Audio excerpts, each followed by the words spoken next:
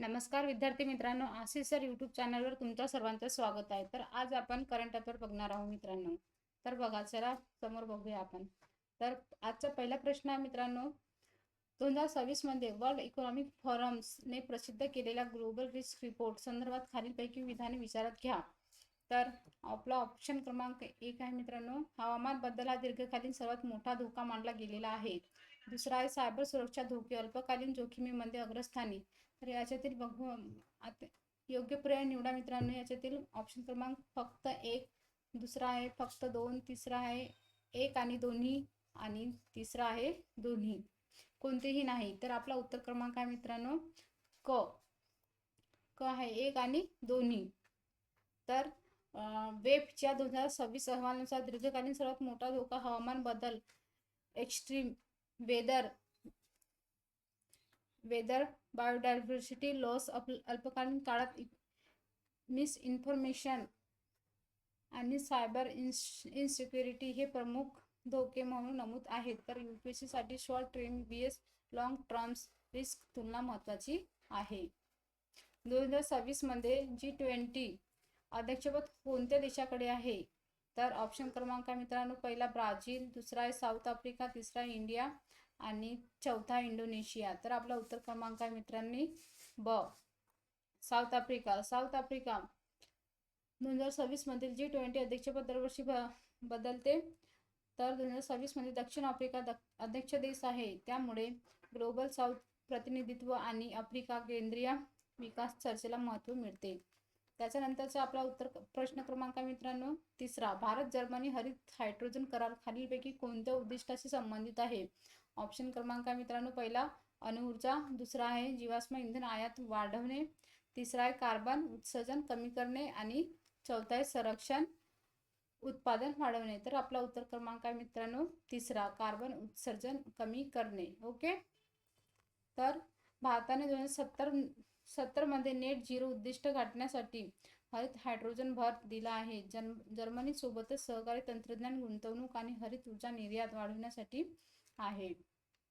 त्याच्यानंतरचा प्रश्न क्रमांक आहे मित्रांनो आपला चौथा, रिझर्व्ह बँक ऑफ इंडियाने 2025-26 साठी 6.5% GDP अंदाज व्यक्त केला आहे. हे कोणत्या घटकावर आधारित आहे? पहिला आहे मजबूत सेवा क्षेत्र, दुसरा आहे सार्वजनिक भांडवली गुंतवणूक, तिसरा आहे जागतिक मंदीचा प्रभाव. तर याच्यातील आपला योग्य पर्याय निवडा मित्रांनो.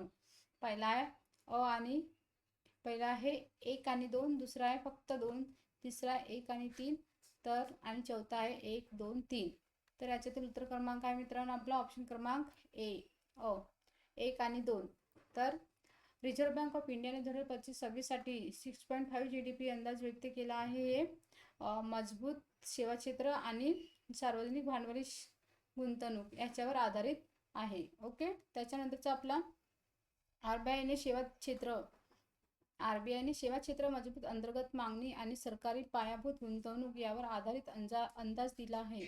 जागतिक मंदीचा काही प्रमाणात परिणाम संभवतो म्हणून विधान 3 हे चुकीचे ठरलेले आहे.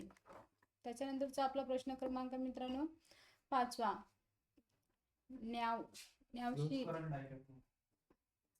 NVS-02 प्रक्षेपणाचा क्षेत्र उद्देश काय आहे? तर आपला ऑप्शन क्रमांक मित्रांनो, पहिला हवामान अंदाज, दुसरा अचूक स्थान निर्धारित प्रणाली मजबूत करणे, तिसरा चंद्र संशोधन, चौथा गुप्तचर उपग्रह. तर आपला उत्तर क्रमांक मित्रांनो बी, अचूक स्थान निर्धारण प्रणाली मजबूत करणे. तर नॅव्हिगेशन विथ इंडियन कन्सल्टेशन ही भारताची स्वदेशी GPS प्रणाली आहे. NVS-02 उपग्रहामुळे अधिक अचूक स्थान निर्धारण, संरक्षण आणि नागरी वापर सुलभ होतो. त्याच्यानंतरचा आपला प्रश्न क्रमांक 6 मित्रांनो, भारत अमेरिका संयुक्त नौदल सराव 2026 खालीलपैकी कोणत्या समुद्री क्षेत्राशी संबंधित आहे? तर आपला उत्तर ऑप्शन क्रमांक आहे हिंदी महासागर क्षेत्र, दुसरा कॅस्पियन समुद्र, तिसरा आर्क्टिक क्षेत्र आणि चौथा आहे लाल समुद्र. तर याच्यातील उत्तर क्रमांक मित्रांनो आपला हिंदी महासागर. हिंदी महासागर हा भारत अमेरिका संयुक्त नौदल सराव 2026 साली समुद्री क्षेत्राशी संबंधित आहे. तर NavIC navigation with the Indian constellation ही भारताची स्वदेशी GPS प्रणाली आहे. NVS 0.2 उपग्रहात अधिक अचूक स्थान निर्धारण संरचना आणि नागरी वापर सुलभ होतो. 7वा आहे महाराष्ट्र सरकारने 2026 मध्ये सादर केलेले हरित बजेट प्रामुख्याने कशाशी संबंधित आहे? तर आपला ऑप्शन क्रमांक आहे मित्रांनो कृषी अनुदान, दुसरा आहे हवामान अनुकूल व शाश्वत विकास, तिसरा आहे शहरीकरण आणि चौथा आहे उद्योगकरण. तर आपला उत्तर क्रमांक मित्रांनो बी हवामान अनुकूल व शाश्वत विकास. स्पष्टीकरण महाराष्ट्राने हवामान बदल, जलसंवर्धन, नवीकरणीय ऊर्जा आणि शाश्वत शेती यावर लक्ष केंद्रित करणारे ग्रीन बजेट सादर केले आहे. UPSC मध्ये क्लायमेट रिस्पॉन्सिव्ह बजेटिंग विचारले जाऊ शकते. बजेटिंग. त्याच्यानंतरचा प्रश्न क्रमांक मित्रांनो आपला 8वा 2026 मध्ये जागतिक पातळीवर AI नियमाबाबत चर्चा कोणत्या मंचावर झाली आहे? तर ऑप्शन क्रमांक ए आहे मित्रांनो युनायटेड नेशन, दुसरा आहे वर्ल्ड ट्रेड ऑर्गनायझेशन, तिसरा आहे इंटरनॅशनल मॉनिटरी फंड आणि चौथा आहे OPEC. तर आपला उत्तर क्रमांक आहे मित्रांनो ए युनायटेड नेशन. AIच्या नैतिक वापरासाठी UN स्तरावर जागतिक फ्रेमवर्कवर चर्चा झाली. डेटा गोपनीयता, सायबर सुरक्षा आणि मान्य हक्काशी संबंधित प्रश्न महत्त्वाचे ठरलेले आहे. त्याच्यानंतरचा प्रश्न क्रमांक आहे मित्रांनो आपला 9वा भारताच्या राष्ट्रीय स्टार्टअप दिवस उपक्रमाचा मुख्य उद्देश काय आहे? तर ऑप्शन क्रमांक पहिला मित्रांनो सरकारी कंपन्यांचे खाजगीकरण, दुसरा आहे आपला नवउद्योगांना प्रोत्साहन व रोजगार निर्मिती, तिसरा आहे परकीय गुंतवणूक कमी करणे आणि चौथा आहे कर वाढवणे. तर आपला उत्तर क्रमांक आहे मित्रांनो ब नवउद्योगांना प्रोत्साहन व रोजगार निर्मिती हा भारताच्या स्टार्टअप दिवस उपक्रमाचा मुख्य उद्देश आहे. त्याच्या स्पष्टीकरण 16 जानेवारी रोजी साजरा होतो. उद्देश नवकल्पना, उद्योजकता, रोजगार निर्मिती आणि भारताला स्टार्टअप हब बनवणे. त्याच्यानंतरचा आपला 10वा क्रमांकाचा प्रश्न आहे मित्रांनो ग्लोबल फायर पॉवर इंडेक्स 2026 मध्ये भारताचा क्रमांक 4 राहण्यामागील प्रमुख कारण कोणता? पहिला आहे ऑप्शन लष्करी मनुष्यबळ, दुसरा आहे संरक्षण खर्च, तिसरा आहे अण्वस्त्र क्षमता. तर आपला उत्तर क्रमांक आहे मित्रांनो योग्य पर्याय 1 आणि 2, दुसरा आहे 2 आणि 3, तिसरा आहे 1, 2, 3 आणि चौथा आहे फक्त 3. तर आपला उत्तर क्रमांक आहे मित्रांनो क 1, 2, 3 म्हणजे ग्लोबल फायर पॉवर इंडेक्स 2026 म्हणजे भारताच्या चौथा राहण्यामागील प्रमुख कारण आहे लष्करी मनुष्यबळ, संरक्षण खर्च, अण्वस्त्र क्षमता. ओके. त्याच्यानंतरचा प्रश्न क्रमांक आहे मित्रांनो आपला 11वा महाराष्ट्रातील किनारपट्टी विकास प्रकल्प कोणत्या समुद्राशी संबंधित आहे? तर आपला ऑप्शन क्रमांक आहे मित्रांनो ब बंगालचा उपसागर, दुसरा आहे अरबी समुद्र, तिसरा आहे हिंदी महासागर आणि चौथा आहे दक्षिण चीन समुद्र. तर आपलं उत्तर क्रमांक मित्रांनो ब अरबी समुद्र. महाराष्ट्राचे सुमारे 720 किलोमीटर किनारपट्टी अरबी समुद्रालगत आहे. तर ब्लू इकॉनॉमिक, सागरी व्यापार आणि बंदरे UPSC साठी महत्त्वाचे ठरलेले आहेत. त्याच्यानंतरचा प्रश्न क्रमांक 12वा आहे मित्रांनो भारताच्या परराष्ट्र धोरणात ग्लोबल साऊथ संकल्पना मुख्यतः कशाशी संबंधित आहे? तर आपला ऑप्शन क्रमांक आहे मित्रांनो ए विकसित देशाचे गट, दुसरा विकसनशील राष्ट्राचे प्रतिनिधित्व, तिसरा आहे उत्तर ध्रुवीय देश आणि चौथा आहे लॅटिन अमेरिका वापरता. आपला उत्तर क्रमांक आहे मित्रांनो ब विकसनशील राष्ट्राचे प्रतिनिधित्व. ओके. तर विकसनशील राष्ट्राचा समूह भारत G20 आणि ब्रिक्स मंचावर ग्लोबल साऊथचा आवाज बनवत आहे. त्याच्यानंतरचा प्रश्न क्रमांक मित्रांनो आपला 13 प्रवासी भारतीय दिवस साजरा करण्यामागील उद्देश काय? परकीय चलन नियंत्रण, दुसरा आहे भारतीय वंशी समुदायाचे संबंध दृढ करणे, तिसरा आहे स्थलांतर रोखणे आणि चौथा आहे व्यापार कर वाढवणे. ते आपला उत्तर क्रमांक मित्रांनो ब भारतीय वंशीय समुद्राशी संबंध दृढ करणे. ओके. 9 जानेवारी 1915 रोजी महात्मा गांधी भारतात परतले. उद्देश भारतीय वंशी समुदायाशी आर्थिक व सांस्कृतिक संबंध मजबूत करणे. त्याच्यानंतरचा प्रश्न क्रमांक मित्रांनो 14 हवामान बदलावर भारताची नेट झिरो प्रतिज्ञा कोणत्या वर्षासाठी आहे? तर आपला ऑप्शन क्रमांक आहे मित्रांनो 2040, 2050, 2026 आणि 2070. तर आपला उत्तर क्रमांक आहे मित्रांनो ड 2070 पर्यंत हवामान बदलावर भारताची नेट झिरो प्रतिज्ञा 2070 पर्यंत ठरवण्यात आलेली आहे.